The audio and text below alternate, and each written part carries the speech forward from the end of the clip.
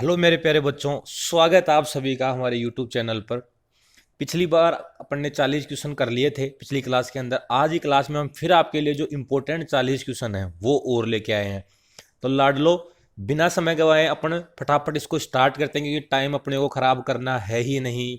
अपने को minimum time में मैक्सिमम चीज़ कवर करनी है ताकि अपने एग्जाम में अच्छा स्कोर कर सकें। तो लाडलो, जिसने अभी तक यूट्यूब चैनल अपना सब्सक्राइब नहीं किया है वो सबसे पहले तो यूट्यूब चैनल अपना सब्सक्राइब करो, क्योंकि लाडलो आपका हमारा प्यार आपके लिए है। अब जब आपका प्यार हमारे लिए आएगा तभी क्या होगा, अरे साथ चलने में मज़ा आएगा। तो सभी अपने लाडले हमारे चैनल को सब्सक्राइब कर दो, लाइक कर दो, अरे दोस्तों के साथ सभी लाडलों के साथ अपने हर भाई को शेयर कर दो ताकि उन तक ये इंपॉर्टेंट क्वेश्चन पहुंच सकें आराम से। क्योंकि बेटा ये देखो, बिल्कुल छांट के क्वेश्चन लाए हुए हैं, ठीक है। और इन क्वेश्चन में से अपने हर चीज़ के बारे में अपन थोड़ा अच्छे से पढ़ेंगे, ठीक है, और फटाफट कवर करेंगे ताकि आपका टाइम भी खराब नहीं हो। और एग्जाम में मैंने कहा साथ साथ आप थ्योरी का तो रिवीजन करते ही रहो, साथ साथ में ये क्वेश्चन जो इंपॉर्टेंट है आप जब भी टाइम निकाल सको, ठीक है, उसी टाइम निकाल के ये क्वेश्चन साथ साथ में आप करते रहो, क्योंकि साथ साथ में क्वेश्चन करते हुए कॉन्फिडेंस बूस्ट होगा और जो इंपॉर्टेंट क्वेश्चन अभी तक नहीं पता वो भी आपको पता लग जाएंगे। तो सबसे पहले अपना 41 नंबर क्वेश्चन, जो पिछली बार अपन ने 40 तक कर लिया था, अब नंबर है वो है, निम्न में से भेड़ की किस नस्ल में रोमन नोज होता है। तो लाडलो, पहला ऑप्शन है चोकला, दूसरा है गुरेज, तीसरा है जैसलमेरी और चौथा है ए एंड सी दोनों। तो फटाफट इसका आंसर बताओ, फटाफट। अगर जिसको पता है लाडले को वो फटाफट बताओ, जिसको नहीं पता टेंशन की जरूरत नहीं है, उसको हम बताएंगे। क्योंकि अब गलत हो जाए क्वेश्चन, मैं बार बार कहता हूं यही बात कि अगर क्वेश्चन गलत हो जाए ना अब, तो इतनी टेंशन वाली बात नहीं है, क्योंकि ये इंपॉर्टेंट क्वेश्चन एग्जाम में पूछे जा सकते हैं। बाद में एग्जाम में गलत नहीं होना चाहिए क्वेश्चन, ठीक है। और जो क्वेश्चन गलत हो उसका स्क्रीनशॉट ले लेना आपको, और आपको ये वीडियो लास्ट तक देखना है, एंड तक देखना है, क्योंकि बेटा एंड में बहुत अच्छे अच्छे क्वेश्चन आएंगे, ठीक है। और साथ में कुछ इंपॉर्टेंट चीजें आपको कैसे तैयारी करनी है वो भी हम साथ साथ में आपको बताएंगे। तो ये वीडियो को लास्ट तक देखना है, ठीक है, क्योंकि लास्ट में और बहुत इंपॉर्टेंट क्वेश्चन है। तो 41 नंबर का आपने कर लिया होगा, तो बिल्कुल कर लिया, तो बेटा अब इसका आंसर जाएगा अपना 41 का डी, इसका जाएगा चोकला और जैसलमेरी आंसर हो जाएगा। बेटा रोमन नोज है ना, दो भेड़ की नस्ल के अंदर पाया जाता है, एक तो चोकला के अंदर पाया जाता है और दूसरा पाया जाता है जैसलमेरी। अब अगला जो एक इंपॉर्टेंट क्वेश्चन है बेटा, बहुत ही इंपॉर्टेंट क्वेश्चन, देखो इसमें 4 क्वेश्चन है एक क्वेश्चन में। सबसे पहले तो आप इसका आंसर बताओ कि भेड़ का वैज्ञानिक नाम क्या है। Capra hircus, Ovis Aries, Bose indicus और बोस टोरस, ठीक है।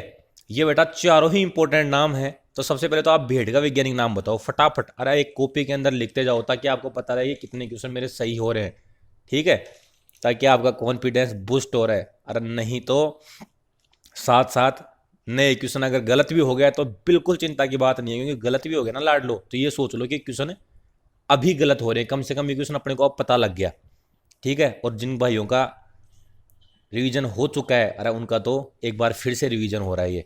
तो फटाफट आपने कर लिया होगा। तो लाड लो, 42 का आंसर क्या है, ओविस एरीज, बी। बोल गुरु जी ओविस एरीज तो है, फिर ये कैप्रा हिरकस किसका नाम है। तो बेटा कैप्रा हिरकस बोलते हैं बकरी के नाम को, बकरी का वैज्ञानिक नाम क्या है, कैप्रा हिरकस, ठीक है। और उसके बाद में बोस इंडिकस किसका नाम है। बोलो गुरु जी बोस इंडिकस नाम है अपना, अरे किसका नाम है, सही कह रहे हो लाड लो, देसी गाय का नाम क्या है, बोस इंडिकस, देसी गाय। देखो इंडिकस मतलब इंडिया याद रख लो तुम तो इंडिकस से, ठीक है। तो ये इंडिकस किसका नाम हो गया, देसी गाय का। और जो बोस टोरस है वो किसका हो गया, विदेशी गाय का, ठीक है। तो बेटा ये बोस टोरस और बोस इंडिकस में बहुत बार कंफ्यूजन होता है, तो तुम ऐसे याद रख लेना कि इंडिकस है ना, मतलब इंडिया की है वो, मतलब देसी गाय की बात है। और ये बोस टोरस किसका है वैज्ञानिक नाम है, ये है विदेशी गाय का, ठीक है। तो ठीक है बोलो गुरु जी लाड लो, ठीक है। तो अगले क्वेश्चन पे चलते हैं कि जुगुलर पल्स सामान्यतः किस अवस्था में दिखाई देती है। पहला क्या है, ट्रोमेटिक पेरिकार्डिटिस, दूसरा है अफरा या अफारा बोलते हैं जिसको, तीसरा क्या है अपच, और चौथा क्या है दस्त। तो फटाफट इसका आंसर बताओ लाडलो, जिसको आता है ना उसने अब तक दिमाग में तुरंत आ जाना चाहिए, क्योंकि अब ऐसा टाइम आ गया है कि जिसको आता है उसके तुरंत आना चाहिए, नहीं आता पर उसको तो टेंशन लेने की जरूरत ही नहीं है, उसको तो और राजी होना चाहिए कि इंपॉर्टेंट क्वेश्चन अपने को पता लग गया एग्जाम से पहले, जो एग्जाम में आ सकता था। क्योंकि आपके लिए इसमें पूरे इंपॉर्टेंट क्वेश्चन एकदम छांट के, जो एग्जाम की दृष्टि से इंपॉर्टेंट है, जैसे एग्जाम का पैटर्न है उसी हिसाब से दिए गए हैं। ठीक है, तो सही कह रहे हो लाडलो, बिना समय गंवाए अपने इसको स्टार्ट करते हैं। इसका आंसर हो जाएगा ए। कहेंगे लाडलो देखो अफारा के अंदर कभी देखा है क्या आपने जुगुलर पर्स? नहीं। देखो ऑप्शन कट करना भी सीखो। ठीक है, अपच, अरे पेट में अपच हो जाएगी तो ऐसे थोड़ी ना कि जुगुलर पल्स दिखने लग जाएगी, नहीं। दस्त हो जाएंगे तो ऐसे थोड़ी ना जुगुलर पल्स दिखने लग जाएगी, नहीं बेटा। तो ये ट्रोमेटिक पेरिकार्डाइटिस इसका क्या जाएगा, आंसर जाएगा। तो ठीक है लाडलो, बोलो गुरुजी बिल्कुल बढ़िया। अगला क्या है अपना, खून के दस्त का निष्कासन कहलाता है, या खून में अगर मूत्र के अंदर जो खून आएंगे बेटा, तो उसको कंडीशन को अपन क्या बोलेंगे, उसको बोलेंगे हिमेचूरिया, नेफ्राइटिस, यूरोलिथियसिस और ट्यूबुलर नेफ्राइटिस। तो बेटा अगर पेशाब में खून आ रहे हैं तो उसको क्या बोलेंगे, फटाफट बताओ आंसर। अरे लाडलो सही कह रहे हो, बोलो गुरुजी इसका तो पता ही है हमें, इसको बोलते हैं अपन, क्या बोलते हैं लाडलो, अरे इसको बोलते हैं हिमेचूरिया। बेटा देखो नाम से आ रहा है हिमेचूरिया, यूरिया आ रहा लास्ट में तो मतलब मूत्र की बात हो रही है। ठीक है, और हिमा, हिमा मतलब क्या होता है, ब्लड को ही तो बोलते हैं, हिम, हिम नहीं आता क्या, हिम नाम का वर्णक होता है ब्लड के अंदर, तो हिमा नाम का क्या होगा, देखो नाम से भी पता लग जाता है अपनी बहुत सारी चीज़ें, तो नाम से कन्फ्यूजन क्लियर हो जाता है। तो इसका आंसर हो जाएगा पहला। अरे बहुत सारे लाडलों का ये सही है तो उनको बधाई हो। ठीक है, और जिनका गलत हो गया वो खुशी मनाओ कि ये क्वेश्चन पहले ही पता लग गया अपने को, बाद में गलत नहीं होगा। अगला क्या बेटा, नेफ्राइटिस। तो नेफ्राइटिस क्या बोलते हैं बेटा, जो वृक्क है, किडनी है, उसकी इन्फ्लेमेशन हो जाए, उसको क्या बोलेंगे अपने, नेफ्राइटिस बोलेंगे। यूरोलिथियसिस किसको बोलते हैं, अरे बेटा जो पथरी हो जाती है, किडनी स्टोन हो जाता है, उसको बोलते हैं यूरोलिथियसिस। और अरे लाड लो, ट्यूबुलर नेफ्राइटिस भी क्या है, जो ट्यूबुलर पार्ट है वृक्क किडनी का, उसमें इन्फ्लेमेशन हो जाए। तो हो गया 44 नंबर क्वेश्चन अपना। अगला क्या है, थनेला या स्तन शोध किसको कहते हैं बेटा, ये तो पूरी बच्चे को, हर एक बच्चे को पता है किसको कहते हैं, तो फटाफट बता दो बेटा, क्योंकि हर बंदे को पता है ये तो थनेला, अरे गांव में बहुत फेमस है ये नाम। तो बिल्कुल बेटा ये बहुत, क्योंकि बेटा जो देखो ऐसा नहीं है कि एलएसए के अंदर बहुत ही बड़े क्वेश्चन आते हों या बहुत हार्ड क्वेश्चन आते हों, या ऐसा है कि किसी को ऐसे क्वेश्चन आ गए किसी को आते ही नहीं हो, ऐसा क्वेश्चन नहीं आता बेटा। एलएसए का पेपर आता है सरफेसली, बस अपने को उस टाइम पे जब पेपर कर रहे हैं ना, तब बिल्कुल दिमाग लगा के धीरज से काम लेना है। ऐसे नहीं है कि फटाफट क्वेश्चन करने हैं, मेरे को तो आ गया, तो किसी को 2-4 क्वेश्चन आ गए तो वो राज्य हो जाए बिल्कुल ही कि नहीं अब तो मैं सारे फटाफट कर दूंगा। बेटा एक भी क्वेश्चन गलत हो गया ना अगर जल्दीबाजी में, तो आपको ऐसे मान लो 500-700 बंदों के नीचे लाके गिरा देगा। तो ऐसी गलती अपने को करनी नहीं, पहले आराम से क्वेश्चन पढ़ना है, उसके आंसर आराम से पढ़ने हैं, चाहे वो कितना ही इजी क्वेश्चन हो, फिर आराम से सोच के उसको टिक लगाना है, इतनी जल्दीबाजी भी नहीं करनी। तो लाडलो इसका आंसर क्या जाएगा, इन्फ्लेमेशन ऑफ अडर। अडर की इन्फ्लेमेशन को क्या बोलते थे बेटा, थनेला, मेस्टाइटिस भी बोलते हैं लाडलो, आपको पता ही है। ठीक है, अगला क्या है कि इन्फ्लेमेशन ऑफ, देखो 3 क्वेश्चन और बच गए यहाँ पे, तो उसमें 2 क्वेश्चन इंपॉर्टेंट हैं। कौन कौन सा, इन्फ्लेमेशन ऑफ पेरिटोनियम, ये भी एग्जाम में आ सकता है, तो इसको क्या बोलते हैं, इसको बोलते हैं बेटा पेरिटोनाइटिस, पेरिटोनाइटिस। बेटा एक बात ध्यान रखना, जिसके आगे आइटिस आ गया ना, आइटिस का मतलब क्या होता है, इन्फ्लेमेशन, ये लास्ट का आइटिस है ना, इसका मतलब है इन्फ्लेमेशन। ठीक है, और इन्फ्लेमेशन ऑफ प्लूरा, इसको क्या बोल देंगे, तो इसको प्लूराइटिस बोल देंगे। देखो इतना इजी है, पेरिटोनियम पेरिटोनाइटिस, प्लूरा का इन्फ्लेमेशन है प्लूराइटिस। ठीक है, तो ये देखो 3 क्वेश्चन हो गए एक क्वेश्चन के अंदर ही। अरे तो लाड लो, तभी तो कह रहा हूँ ये क्वेश्चन करना ऐसे मत सोचो कि टाइम खराब होगा, ये सोचो कि अपना रिवीजन साथ साथ में हो रहा है। अगला क्या है बेटा, थनेला किन जीवाणु द्वारा होता है, पहला क्या है स्टेफाइलोकोकस ओरियस, दूसरा क्या है स्टेफाइलोरियस एगेलेक्टी, तीसरा इकोलाई, चौथा ओलोबदीज। कि थनेला किन किन जीवाणु से हो सकता है या किसी एक जीवाणु कारण होता है, इनमें ऑप्शन दिया है, इनमें कौन सा आंसर आएगा, फटाफट बताओ लाड लो। तो बेटा जिसने ढंग से पढ़ रखा है उसको तो पता है, और जिसने नहीं पढ़ रखा उसको पता लग गया। एग्जाम में गलत नहीं होना चाहिए क्वेश्चन। और बेटा ये क्वेश्चन अपने को, आपको मैं बता दूं कि क्वेश्चन अंत तक देखने हैं, ऐसे मत सोचो जल्दीबाजी मत करो कि नहीं गुरुजी ये तो क्या ही है, ये तो कोई मतलब नहीं है, इनमें कोई मतलब वाली बात नहीं है, ऐसा मत सोचो बेटा। फटाफट करोगे ना, देखो जिसको नहीं आता उसका तो पता लग जाएंगे उसको इंपॉर्टेंट क्वेश्चन, और जिनको आता है ना उसको कॉन्फिडेंस बूस्ट होगा। और बेटा एग्जाम में आने के साथ साथ कॉन्फिडेंस भी होना चाहिए, अंदर से आवाज़ आनी चाहिए कि हाँ यार कुछ आ रहा है, अरे नहीं आ रहा तो अभी तो 8-10 दिन बच रहे हैं ना, तो उसमें बंदा उतनी ज़्यादा मेहनत करेगा। क्योंकि अगर कम क्वेश्चन आ रहे हैं तो बंदा 3 बार रिवीजन करने की सोचेगा, चाहे 2 घंटे एक्स्ट्रा लगे, चाहे रात को 12 बजे तक जगना पड़े, चाहे 1 बजे तक जगना पड़े। ठीक है, क्योंकि बेटा ये बढ़ती गई तो फिर तो आपको पता ही है कब आएगी, कोई आइडिया नहीं है। तो बेटा इसमें ही आर पार की लड़ाई लड़नी है अपने को। तो बेटा इसका आंसर जाएगा चौथा, बिल्कुल सही कह रहे हो आप। ठीक है, अगला अगला क्वेश्चन क्या है, दूध में थक्कों की उपस्थिति रक्त तथा दूध का परिवर्तित रंग किस रोग में होता है? कि भाई दूध के अंदर ब्लड आने लग जाए या रक्त के थक्के आने लग जाए तो उसको टीबी के अंदर होता है वो, या गलघोटू के अंदर होता है, या थनेला के अंदर होता है, या उपरोक्त सभी। ठीक है, तो ये बेटा ये तो हर बच्चे को पता है कि अगर दूध में क्या हो गया, दूध में आने लग गया क्या, रक्त आने लग गया, तो दूध में बेटा रक्त किस कंडीशन में आएगा? अरे टीबी में थोड़ी आता है, गलघोटू में थोड़ी आता है, किस में आएगा? थनेला में आता है। मेस्टाइटिस हो जाता है ना तो दूध का रंग परिवर्तित, या तो दूध में छींचड़े आने लग जाते हैं या रक्त आने लग जाता है, तो वो क्या कंडीशन है? थनेला कंडीशन है बेटा। तो ऐसे सिंपल क्वेश्चन को तो अपन फटाफट करेंगे ताकि अपना टाइम भी कम खराब हो। थनेला के लिए मुख्यतः फील्ड में कौन सा टेस्ट किया जाता है? पहला कौन सा है? Somatic cell count. ये बेटा QLL नहीं है, सेल है, CELL। Somatic cell count, cultural test, California mastitis test और एस्कोलिस टेस्ट। इनमें से चारों में से थनेला के लिए अपने फील्ड के अंदर, ठीक है, लैब के अंदर तो इनमें से और भी टेस्ट होते हैं, एक से ज़्यादा होते हैं, लेकिन फील्ड की कंडीशन में अपन कौन सा टेस्ट करते हैं वो बताओ बेटा। अरे अभी थोड़े दिन बाद LSA बन जाऊंगा ना लाड लो, आप भी करोगे। तो बिना समय गंवाए जिसको आता है उसके दिमाग में अब तक इसका आंसर आ चुका है, और जिसको नहीं आता उसको ये आंसर अभी पता लग जाएगा। ठीक है, तो टेंशन दोनों को ही लेने की जरूरत नहीं है। ठीक है, तो 48 का आंसर हो जाएगा बेटा कैलिफोर्निया मेस्टाइटिस टेस्ट। अरे लाड लो, अगर इसका स्मॉल फॉर्म भी आ सकती है, CMT बोलते हैं इसको, कैलिफोर्निया मेस्टाइटिस टेस्ट। तो ये आप ध्यान रखना बेटा। ये सोमेटिक सेल काउंटर ये भी करते हैं, कल्चरल टेस्ट ये भी करते हैं थनेला के लिए, लेकिन ये क्या करते हैं, लैब में करते हैं। ठीक है, फील्ड की कंडीशन में नहीं करते कि जहां भैंस बीमार है वहीं कर लिया, ये करते हैं लैब में। अगला क्या है, गर्भाशय की अंतः परत का शोध कहलाता है। कि जो गर्भाशय की सबसे आंतरिक परत है उसकी इन्फ्लेमेशन को क्या कहते हैं? पेरीमेट्राइटिस, पोस्टपार्टम मेट्राइटिस, एंडोमेट्राइटिस और उपरोक्त सभी।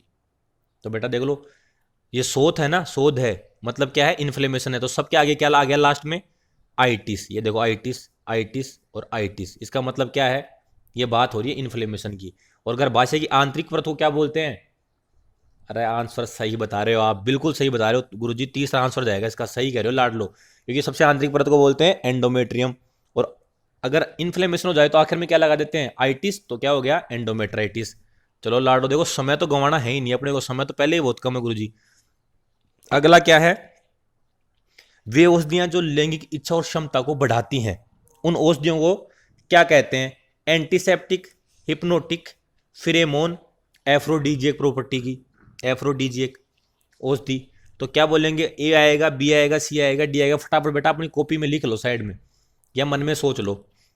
और जो क्वेश्चन आपका गलत हो रहा है उसका स्क्रीनशॉट लेते जाओ लाड लो, ताकि फटाफट जहां भी आप बैठो, अरे चाय पीने जा रहे हो दोस्तों के साथ, 5 मिनट बोर हो गए, नींद आने लगी, पढ़ते पढ़ते पढ़ते पढ़ते आलस हो गए ना, तो ये क्वेश्चन निकाल लो, क्योंकि टाइम खराब नहीं करना अपने को।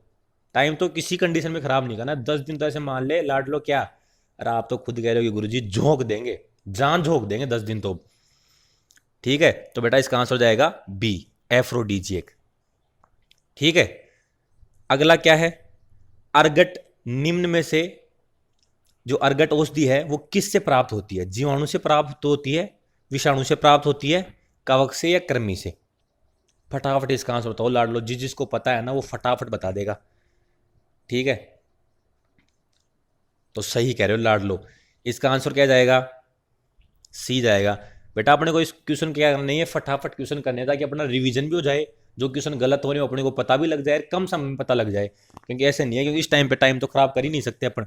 ठीक है, जिसको नहीं आ रहा वैसे मत सोचो गुरुजी फटाफट चल रहे हो, अरे नहीं लाड लो, ये सोचो कि क्वेश्चन अपना एक बार अपनी आंखों के सामने से निकल गया, इसका स्क्रीनशॉट लेके अपना 1-2 बार इसको और देख लेंगे बाद में, है ना, तो क्या है अपने को याद हो जाएगा। तो बेटा कवक कौन सा है? एक क्लेविसेप्स परप्यूरिया नाम का कवक होता है, उससे मिलती है ये, क्लेविसेप्स परप्यूरिया। ठीक है, क्लेवसेप्स परप्यूरिया नाम का एक कवक होता है, उससे क्या होती है, अर्गट नाम की औषधि मिलती है। चलो लाड लो। और अगला क्वेश्चन तो ऐसा है कि हर बच्चे को आना चाहिए, जिसको नहीं आता वो तो इसको ढंग से याद कर ले भाई। इस क्वेश्चन को आने के एग्जाम में बहुत ज़्यादा चांस है, ठीक है, तभी तो मैं कह रहा हूँ लास्ट तक चलना है बेटा अपने को, लास्ट तक के क्वेश्चन देखने हैं। ऐसे नहीं कि बीच में 5-4 क्वेश्चन करिए गुरुजी ये तो आते हैं छोड़ के भाग गए, पता नहीं कौन सा क्वेश्चन कहाँ बीच में से आ जाए, ठीक है, और फिर कहोगे गुरुजी गलत हो गया, ठीक है, बाद में पछताने से कोई फायदा नहीं है जब चिड़िया चुग जाएगी खेत। तो इसको ऑक्सीटोसिन है, इक्बोलिक, अर्गोमेट्रिन है या प्रोस्टाग्लैंडिन है, कौन सा ऑप्शन आएगा इसमें, फटाफट बताओ चारों में से। बेटा इक्बोलिक ड्रग वो होती हैं जो गर्भाशय को क्या करती हैं, संकुचन को बढ़ाती हैं, गर्भाशय के संकुचन को बढ़ा देंगी। तो बेटा कौन सी बढ़ाती है गर्भाशय के संकुचन को, सही कह रहे हो, चौथा आंसर जाएगा। ऑक्सीटोसिन भी क्या करती है, गर्भाशय के संकुचन को बढ़ाती है। साथ में क्या करता है ये, दूध को उतारने में, मिल्क लेट डाउन में भी काम आता है। देखो दो, मिल्क लेट डाउन में कौन सा हार्मोन काम आता है, ये भी एग्जाम में आ सकता है, तो ऑक्सीटोसिन। या आ सकता है इक्बोलिक औषधि कौन सी है, या आ सकता है कि गर्भाशय की संकुचन कौन सी औषधि बढ़ाती है, तो ऑक्सीटोसिन। प्रोस्टाग्लैंडिन तो आपको पता ही है, कार्पस ल्यूटियम को नष्ट करने में, ठीक है, और क्या, गर्भाशय को संकुचन बढ़ाने में। तो बेटा एक ये क्वेश्चन क्या है, क्वेश्चन तो सेम ही है, मतलब चीज़ तो, लेकिन क्या है ये घुमा फिरा के 2-3 तरीके से पूछा जा सकता है, जो मैंने आपको बता दिया कि किस किस तरीके से पूछा जा सकता है एग्जाम में। तो बेटा गलत करना है नहीं अपने को ये। अगला क्या है, वे औषधियाँ जो त्वचा के नीचे स्थित ऊतकों में रुधिर प्रवाह बढ़ाकर दर्द कम करने व घाव भरने में मदद करती है, तो उन औषधियों को क्या बोलते हैं। बेटा दोबारा आंसर पढ़, क्वेश्चन देखो, क्वेश्चन हमेशा ना ऐसे जल्दीबाजी में नहीं पढ़ना, नहीं तो पता चले पढ़ा क्या गया यार क्वेश्चन हो जाए गलत। तो ऐसा नहीं करना, आराम से पहले क्वेश्चन पढ़ो एक बार, क्योंकि बेटा ये एग्जाम में ऐसे मान लो तुम्हारी प्रैक्टिस हो रही है पेपर करने की, कि क्वेश्चन पेपर करना कैसे, क्योंकि वो भी इतना ही इंपॉर्टेंट है। क्योंकि बेटा 1 साल पढ़ लिया आपने अच्छे से, है ना, और फिर क्या हुआ एंड टाइम पे क्वेश्चन गलत कराए, तो बेटा मेहनत फिर बहुत जी दुखता है यार, ठीक है, इतनी मेहनत करने के बाद भी कोई क्वेश्चन अपनी जानबूझ की गलती से हो जाता ना, तो बहुत दुख होता है। तो वे औषधियाँ जो त्वचा के नीचे स्थित ऊतकों में रुधिर प्रवाह बढ़ाकर दर्द कम व घाव में भरने में मदद करती हैं, वो क्या कहलाती हैं, काउंटर इरिटेंट, लोशन, लिनीमेंट या ऑइंटमेंट। जो त्वचा के नीचे रक्त प्रवाह बढ़ाकर दर्द कम करती हैं और घाव को भरती हैं, उन्हें क्या बोलते हैं बेटा, काउंटर इरिटेंट बोलते हैं, लोशन बोलते हैं, लिनीमेंट बोलते हैं या ऑइंटमेंट बोलते हैं, क्या बोलते हैं, फटाफट बता दो बेटा। तो सही कह रहे हो लाडलो, 53 को क्या बोलते हैं, इसमें आंसर क्या जाएगा, ए, ठीक है, काउंटर इरिटेंट बोलते हैं इनको। ये बेटा काउंटर इरिटेंट, ये देख लो नाम से यार, इरिटेंट मतलब क्या करेगा, ये वहाँ पे लाल कर देगा स्किन को जहाँ पे लगाएंगे, ठीक है, और वहाँ क्या करेगा, जो भी दिक्कत है, घाव हो रहा है, दर्द हो रहा है, उसको क्या कर देगा, ये कम कर देगा, ठीक है।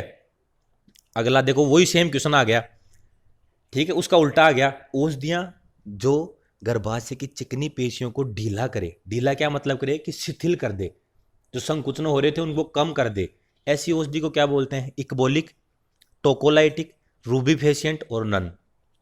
तो देखो बेटा फटाफट आंसर बताओ, तो बहुत इजी क्वेश्चन है। बोलो गुरुजी इसका तो बता भी दिया हमने, क्योंकि ये तो बहुत इजी क्वेश्चन है, तो लाडलो आपने बता दिया तो बहुत अच्छी बात है। जिसको नहीं पता था बेटा इसका स्क्रीनशॉट ले लेना, ऐसे इंपॉर्टेंट क्वेश्चन है जो एग्जाम में सीधे सीधे आते हैं, ठीक है।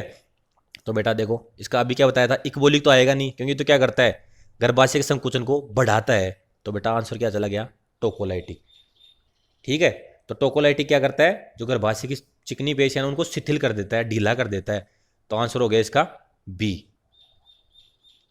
अगला, नेजल ग्रेनुलोमा के उपचार हेतु प्रयुक्त औषधि है, नेजल ग्रेनुलोमा हो जाता है ना, उसके अंदर कौन सी औषधि काम में लेते हैं, ए है टार्टर इमेटिक, बी है केमेनोफोर, सी है पेनिसिलिन और डी है नन। इनमें से कौन सी होती है जो नेजल ग्रेनुलोमा के उपचार के लिए काम में जाती है। बेटा देखो ये फील्ड में कॉमन कंडीशन है, तो ऐसे ही एग्जाम में क्वेश्चन आते हैं, ठीक है।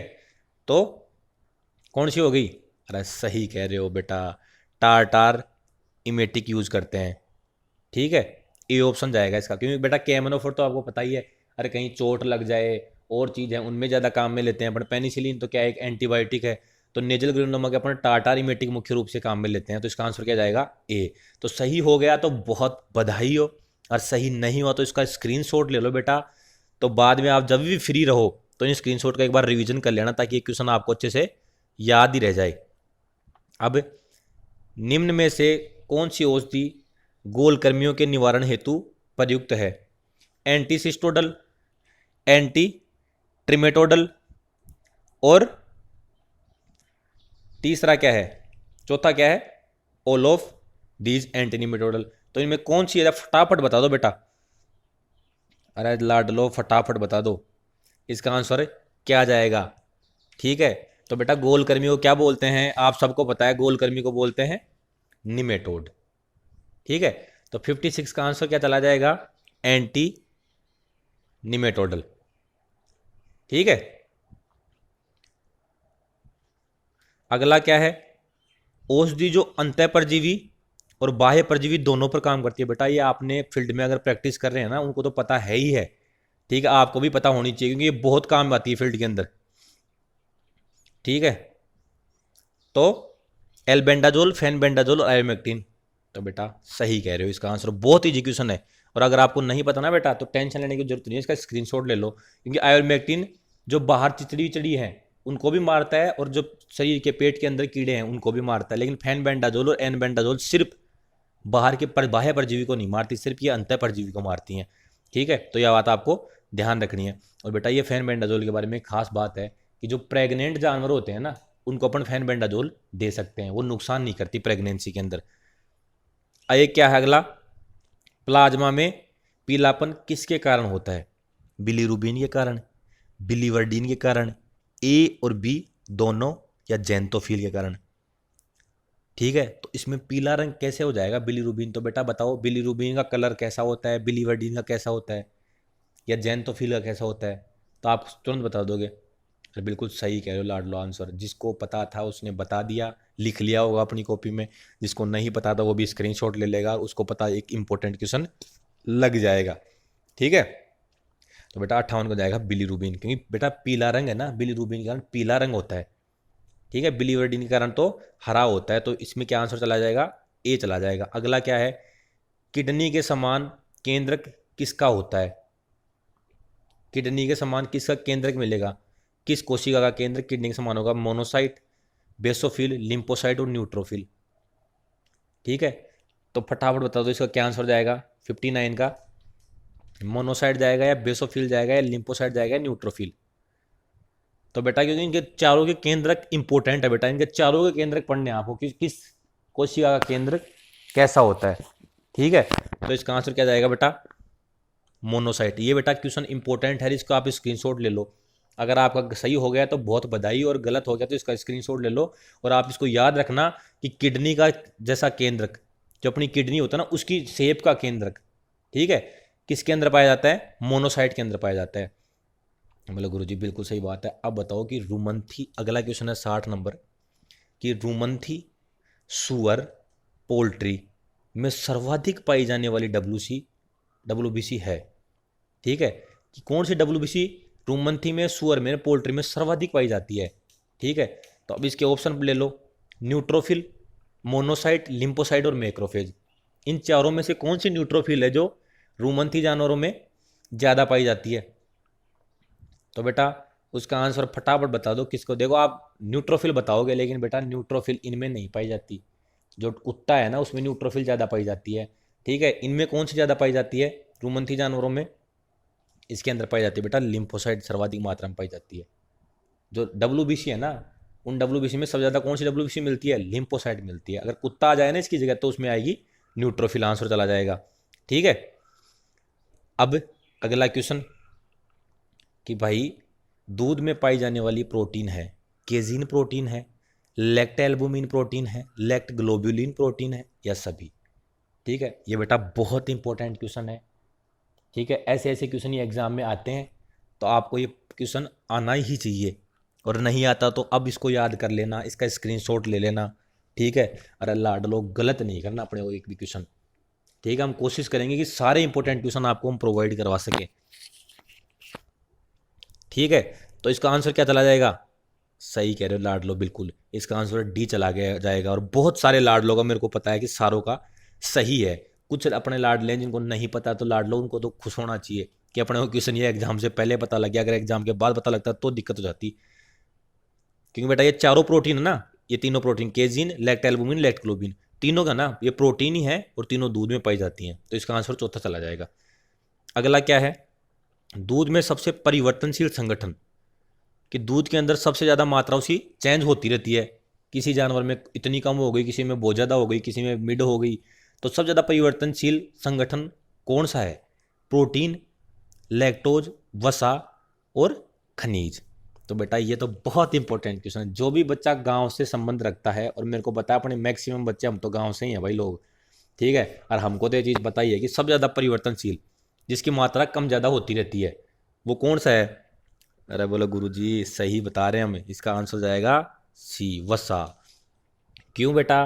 क्योंकि बेटा वसा है, आपको पता ही है, फैट, भैंस के फैट है ना, गर्मियों में तो आ जाते हैं 10-10 फैट आ जाते हैं, और सर्दियों में या बाकी मौसमों में 6-6 7-7 फैट भी आते हैं। तो देखो कहाँ 6 आ रहे हैं, कहाँ 10 आ रहे हैं, तो क्या हुआ? सबसे कम ज़्यादा कौन सी होती है? वसाई होती है। तो इसका आंसर क्या चला जाएगा? सी। अरे बेटा ऐसे ऐसे क्वेश्चन गलत मत करना। क्यों? अरे अपन तो गांव से संबंध रखते हैं, तो ऐसी चीज़ों को तो पता होना ही चाहिए अपने को। खूब अपन ने डेयरी पे दूध बांटा है। तो दूध का सबसे स्थिर संगठन, ऐसा संगठन या ऐसा जो पदार्थ जो दूध में उसकी मात्रा हमेशा फिक्स रहती हो। ऐसे नहीं है कि कम ज़्यादा, बहुत ज़्यादा कम हो रही हो, बहुत ज़्यादा बढ़ रही हो, ऐसा नहीं है, हमेशा लगभग समान ही रहती हो। तो वो कौन सा संगठन है? प्रोटीन है, लैक्टोज है, वसा है और खनिज। बेटा ये बहुत इंपॉर्टेंट क्वेश्चन है, ठीक है, यह आपको पता होने ही चाहिए। अगर नहीं पता तो अब हम बताएंगे आपको। तो लिख लिया होगा आपने आंसर इसका। तो हम आपको बता देते हैं कि 63 का आंसर क्या जाएगा। बेटा जो लैक्टोज है ना, ये इसकी मात्रा हमेशा क्या रहती है? दूध में स्थिर रहती है, फिक्स रहती है। इसकी मात्रा ऐसे नहीं है कि सर्दियों में इसकी मात्रा बहुत बढ़ गई, गर्मियों में कम हो गई, या गर्मियों में बढ़ गई, ऐसा नहीं है इसमें सीन। इसका क्या है, चाहे भाई गर्मियों चाहे सर्दियों, चाहे भैंस अभी ही पार्चुरेशन में हुई है, अभी ब्याई है, या बाखड़ी हो गई, कैसी हो, तो सब में उसकी लैक्टोज की मात्रा स्थिर रहेगी। तो ये क्वेश्चन आप इसका स्क्रीनशॉट ले लेना अगर आपका एक गलत हुआ है तो क्वेश्चन। अगला क्या बेटा, देखो ये देखो इंपॉर्टेंट क्वेश्चन, कितना प्यारा क्वेश्चन है ये। डायबिटीज मेलाइटस और डायबिटीज इंसिपिडिस क्रम से किसी कमी से होता है। बेटा ये दोनों क्वेश्चन अलग अलग भी पूछे जा सकते हैं, एक साथ भी पूछे जा सकते हैं, और इनमें कंफ्यूजन भी बहुत होता है, ठीक है। तो डायबिटीज मेलाइटस और इंसिपिडस की कमी से, किसकी कमी से होता है? ये क्रम से इंसुलिन, एडीएच, या एडीएच इंसुलिन, या एफएसएच एलएच, या एलएच एफएसएच। तो फटाफट आंसर आप इसका लिख लो कि देखो डायबिटीज मेलाइटस तो किससे कमी हो सकती है, वो तो पहले आएगा कि भाई इंसुलिन की कमी से होता है एडीएच की।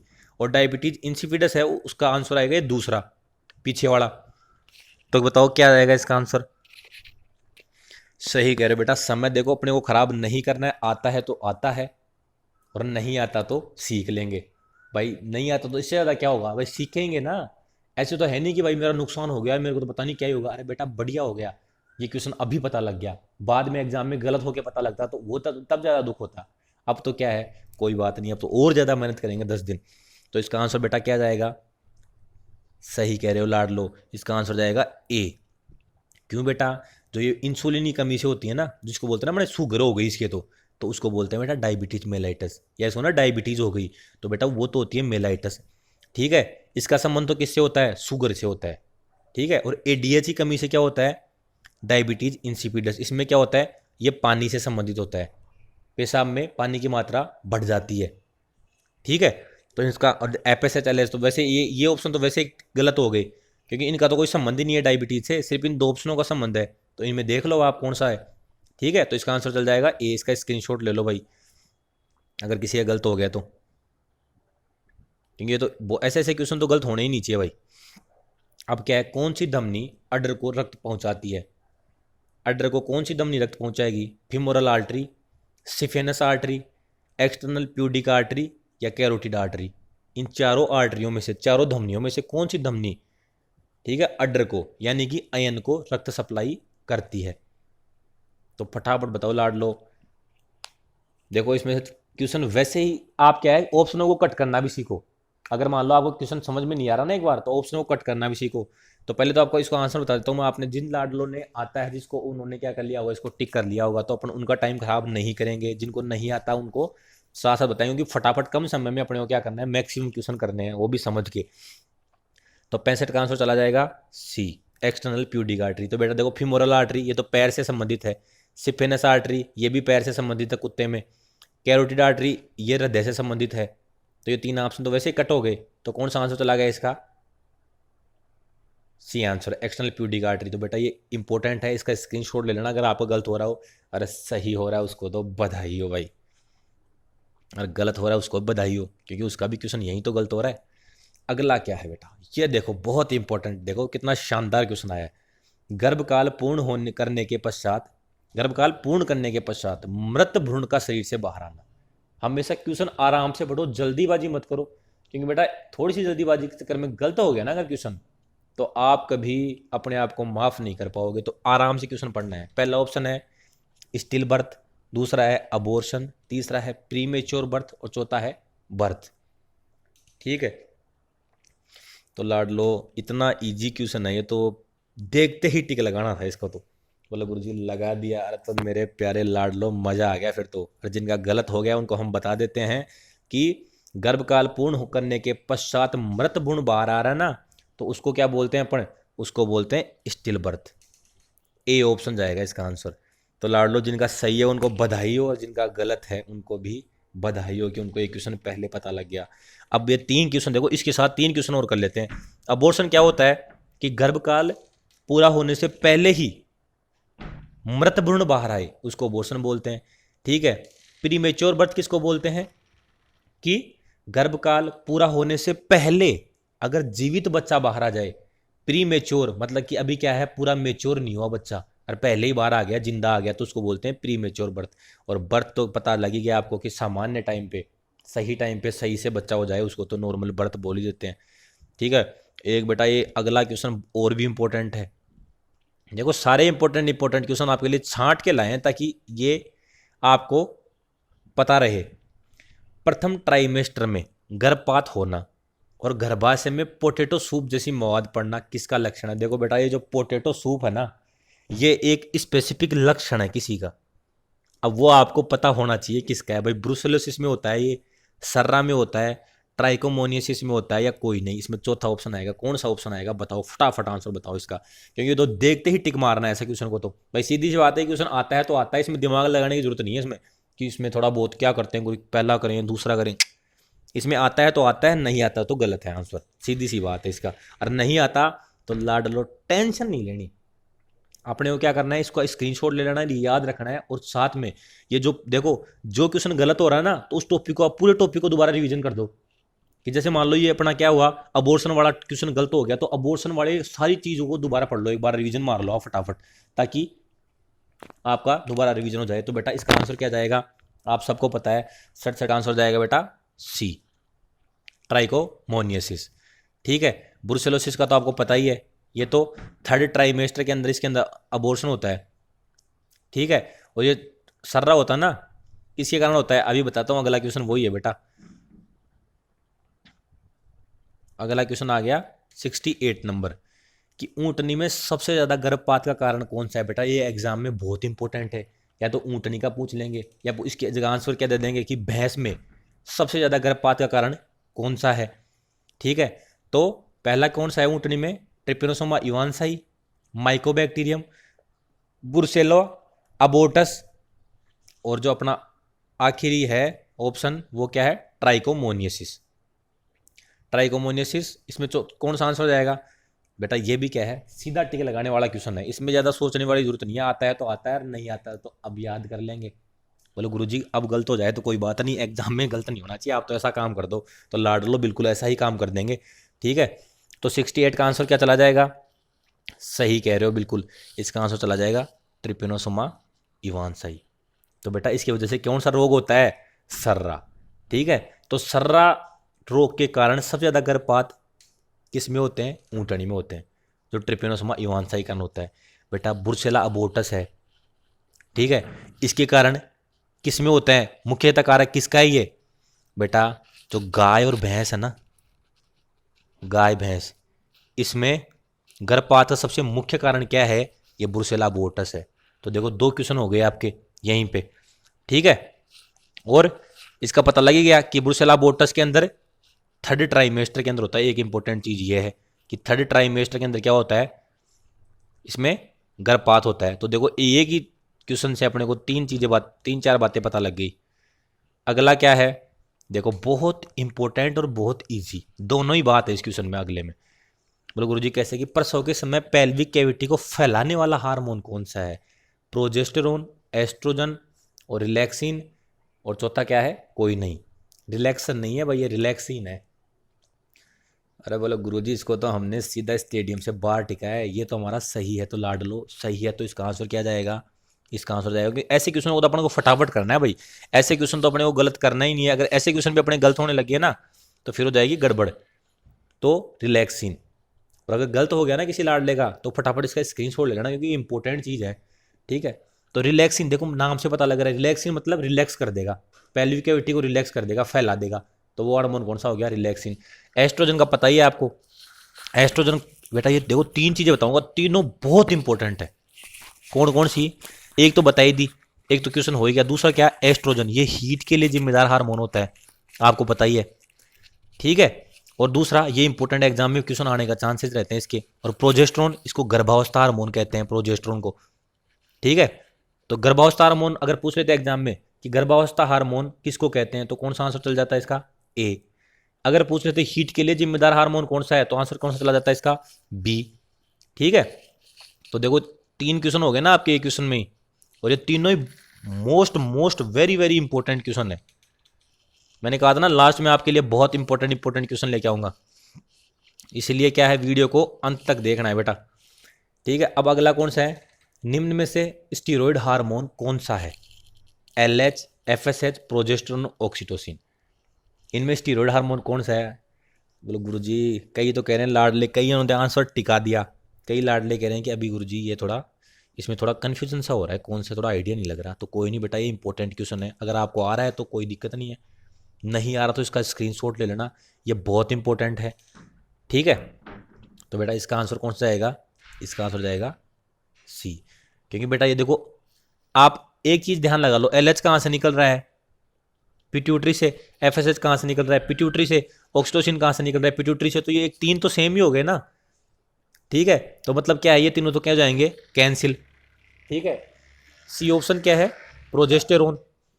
तो प्रोजेस्टेरोन और एस्ट्रोजन ये दोनों क्या है? ये दोनों स्टीरॉयड हार्मोन है बेटा। तो आपको ध्यान रखना है। देखो अगर ऑप्शन इसमें ऐसे भी आ सकता था कि निम्न में से स्टीरॉयड हार्मोन कौन सा है?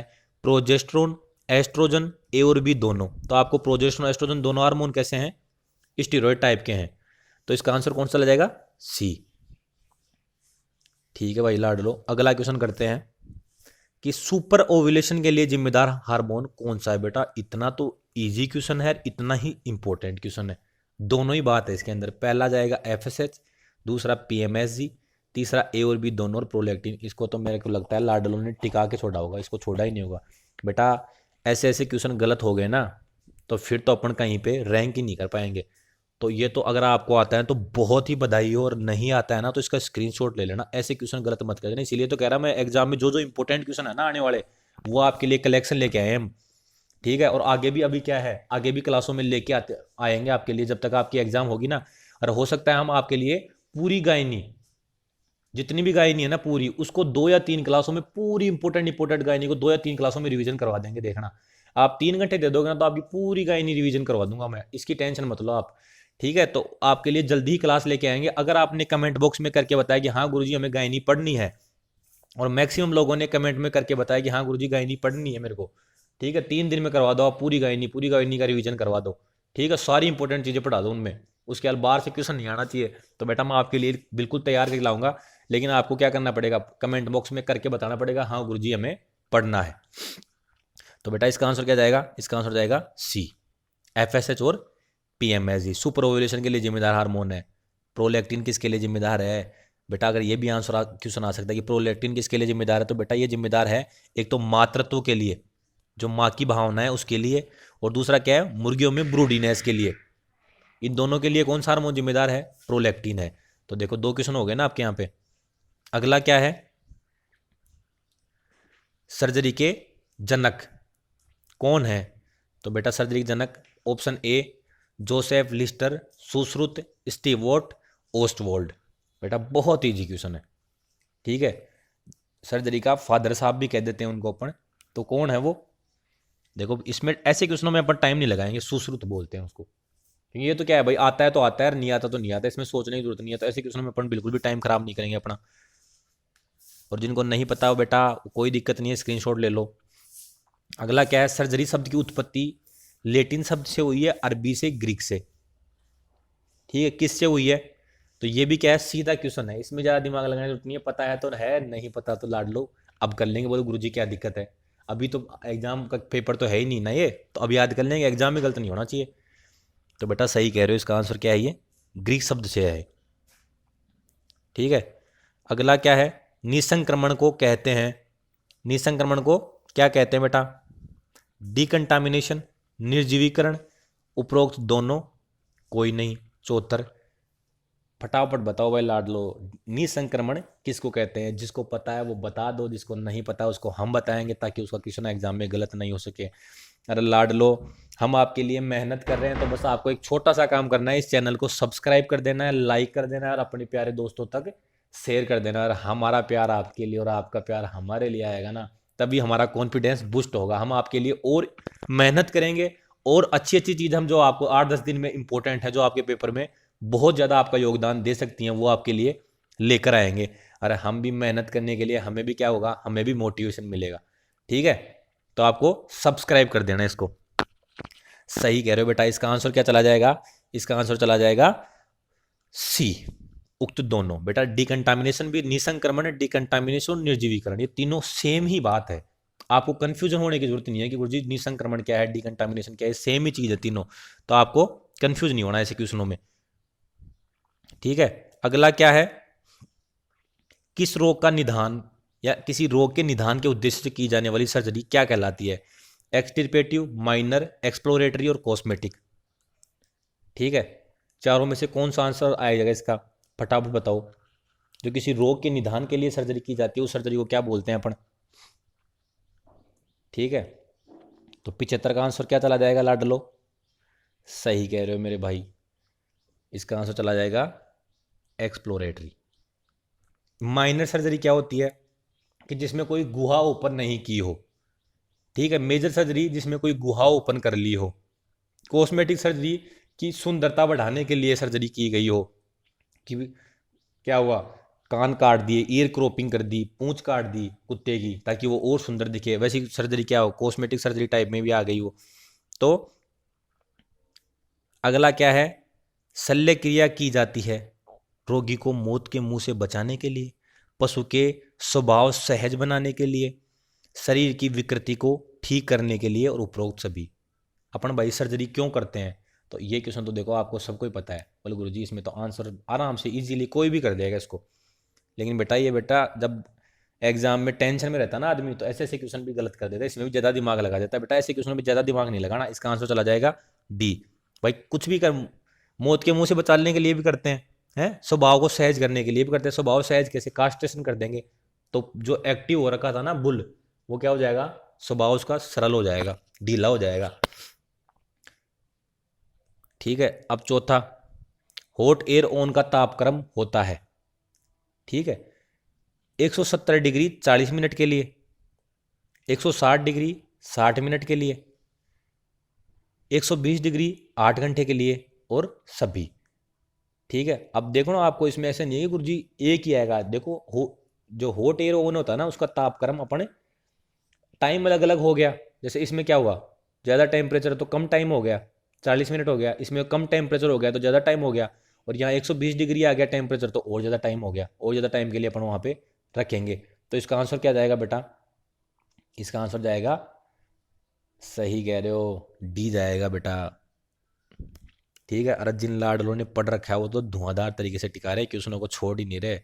तो बेटा उनका कॉन्फिडेंस जाएगा आसमान में, उनको पढ़ने का और मन करेगा। और जिनका गलत हो रहा है उनका वैसे पढ़ने का मन करेगा कि यार गलत हो गया क्वेश्चन है।